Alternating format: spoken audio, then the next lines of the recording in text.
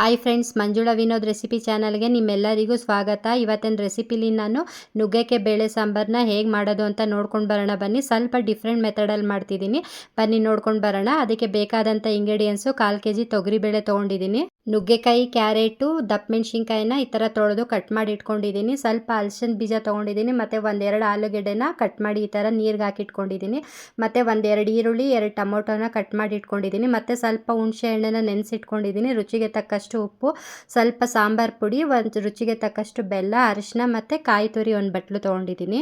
ಒಗ್ಗರಣೆಗೆ ಕರ್ಬೇವಿನ ಸೊಪ್ಪು, ಸಾಸಿವೆ, ಜೀರಿಗೆ, ಒಣಮೆಣ್ಸಿನ್ಕಾಯಿ, ಸ್ವಲ್ಪ ಎಣ್ಣೆ ತೊಗೊಂಡಿದ್ದೀನಿ. ಬನ್ನಿ ಇವಾಗ ಸಾಂಬಾರು ಹೇಗೆ ಮಾಡೋದು ಅಂತ ನೋಡ್ಕೊಂಡು ಬರೋಣ. ಅದಕ್ಕೆ ಒಂದು ಕುಕ್ಕರ್ ಇಟ್ಟು ಅದಕ್ಕೆ ತೊಗರಿಬೇಳೆನ ಒಂದು ಸಲ ವಾಶ್ ಮಾಡಿ ಹಾಕಿ, ಈರುಳ್ಳಿ, ಟೊಮೊಟೊ ಮತ್ತು ಹಲಸಿನ ಬೀಜ ಹಾಕಿ ಬೇಳೆ ಮುಳುಗೋ ಅಷ್ಟು ನೀರನ್ನು ಸೇರಿಸಿ ಸ್ವಲ್ಪ ಅರಿಶಿನ, ಎಣ್ಣೆನ ಹಾಕಿ 1 ವಿಜಿಲ್ ಕೂಗಿಸ್ಕೊಳ್ತಿದ್ದೀನಿ. ಕುಕ್ಕರು 1 ವಿಜಿಲ್ ಕೂಗೋ ಅಷ್ಟೊತ್ತಿಗೆ ಈ ಕಡೆ ಸಾಂಬಾರಿಗೆ ರೆಡಿ ಮಾಡ್ಕೊಳ್ಳೋಣ ಬನ್ನಿ. ಇದಕ್ಕೆ ಒಂದು ಪಾತ್ರೆ ಇಟ್ಟು 1-2 ಟೀ ಸ್ಪೂನ್ ಎಣ್ಣೆ ಹಾಕಿ, ಒಂದು ಅರ್ಧ ಈರುಳ್ಳಿ ಸಣ್ಣದಾಗಿ ಕಟ್ ಮಾಡಿ ಇಟ್ಟಿದೆ ಅದನ್ನು ಹಾಕಿ, ಮತ್ತು ತರಕಾರಿಗಳೆಲ್ಲನೂ ಹಾಕಿ ಚೆನ್ನಾಗಿ ಎಣ್ಣೆಲೆ ಫ್ರೈ ಮಾಡ್ಕೊಳ್ತಿದ್ದೀನಿ.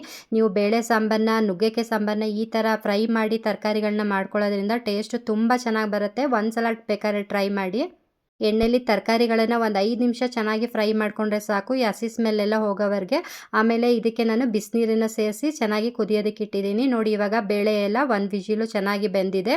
ಇವಾಗ ನಾನು ಈ ತರಕಾರಿ ನೀರು ಎಲ್ಲ ಚೆನ್ನಾಗಿ ಕುದಿ ಬರ್ತಾ ಇದೆ. ಇವಾಗ ನಾವು ಇದಕ್ಕೆ ಬೇಳೆ ಕಟ್ಟೆನ ಸೇರಿಸಿ ಒಂದು 5 ನಿಮಿಷ ಇದೆಲ್ಲ ಚೆನ್ನಾಗಿ ಹೊಂದ್ಕೊಳ್ಳೋ ಹಾಗೆ ಒಂದು 5 ನಿಮಿಷ ಕುದಿಸ್ಕೊಳ್ಳೋಣ.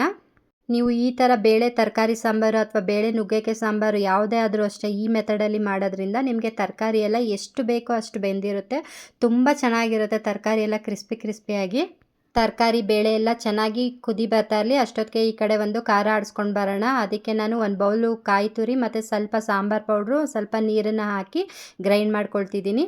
ಈಗ ಈ ಮಸಾಲೆ ಆಡಿಸ್ಕೊಂಡಿರೋದನ್ನ ನಾವು ಈ ತರಕಾರಿ ಬೇಳೆ ಕಟ್ಟೆ ಜೊತೆಗೆ ಸೇರಿಸಿ ಅದು ಚೆನ್ನಾಗಿ ಕುದೀತಾ ಇರಬೇಕಾದ್ರೆ ನಿಮ್ಗೆ ಎಷ್ಟು ಹುಳಿ ಬೇಕೋ ಹುಣಸೆಹಣ್ಣು ಹುಳಿ ಅಷ್ಟನ್ನು ಹಾಕ್ಕೊಂಡು, ಮತ್ತು ಸ್ವಲ್ಪ ಬೆಲ್ಲ, ಹಾಗೆಯೇ ಇದಕ್ಕೆ ನೀವು ಎಷ್ಟು ತೆಳು ಬೇಕೋ ಅಥವಾ ಗಟ್ಟಿ ಬೇಕೋ ನೋಡಿಕೊಂಡು ನೀರನ್ನು ಇವಾಗಲೇ ಸೇರಿಸ್ಕೊಳ್ಳಿ. ನಾವು ಬೆಲ್ಲನ ಏನಕ್ಕೆ ಹಾಕೋದು ಅಂತ ಹೇಳಿದ್ರೆ, ಬೇಳೆ ಸಾಂಬಾರಿಗೆ ಬೆಲ್ಲನ ಹಾಕೋದ್ರಿಂದ ಉಪ್ಪು, ಹುಳಿ, ಖಾರ ಎಲ್ಲನೂ ಒಂದು ಬ್ಯಾಲೆನ್ಸಲ್ಲಿಡುತ್ತೆ ಮತ್ತು ತುಂಬ ರುಚಿಯಾಗಿರುತ್ತೆ. ಅದಕ್ಕೋಸ್ಕರ ಬೆಲ್ಲ ಸೇರಿಸೋದು. ಇದು ಆಪ್ಷನಲ್ಲು, ನೀವು ಬೇಕಾದ್ರೆ ಸೇರಿಸ್ಕೋಬೋದು, ಇಲ್ಲಾಂದರೆ ಸ್ಕಿಪ್ ಮಾಡ್ಬೋದು. ನಿಮಗೆ ಸಾಂಬಾರಲ್ಲಿ ಟೊಮೊಟೊ ಸಿಕ್ಕೋದು ಇಷ್ಟ ಇಲ್ಲ ಅಂತಂದರೆ ನೀವು ಖಾರ ರುಬ್ಕೋಬೇಕಾದ್ರೆ ಬೇಯಿಸಿರೋಂಥ ಟೊಮೊಟೊನೂ ಹಾಕಿ ರುಬ್ಬಿ ನೀವು ಬೇಳೆ ಕಟ್ಟು ಜೊತೆಗೆ ಸೇರಿಸಿ ಸಾಂಬಾರನ್ನ ಮಾಡ್ಕೋಬೋದು. ಬನ್ನಿ ಇವಾಗ ಸಾಂಬಾರು ಕುದಿ ಬರ್ತಾ ಇದೆ, ಇದಕ್ಕೆ ಒಂದು ಒಗ್ಗರಣೆ ಹಾಕೊಳ್ಳೋಣ.